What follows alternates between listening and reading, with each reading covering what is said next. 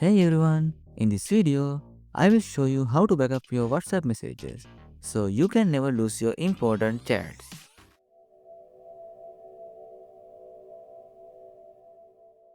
First, open WhatsApp and go to the settings. Then tap on chats and scroll down to chat backup. In here, you can save all your chats to your phone storage by tapping backup now. Once the backup is complete, your messages will be stored in your file manager under WhatsApp database. If you ever uninstall WhatsApp or accidentally delete your chats, just reinstall the app and WhatsApp will automatically detect your local backup and ask if you want to restore it. For extra security, setting up automatic backup. I recommend you to select daily and you will need to link a Google account. So your chats can also be saved to Google Drive.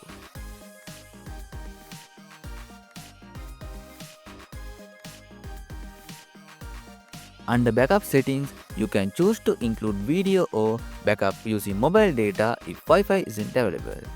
Just keep in mind this will use your mobile data plan. For even more protection, turn on end-to-end encrypted backup.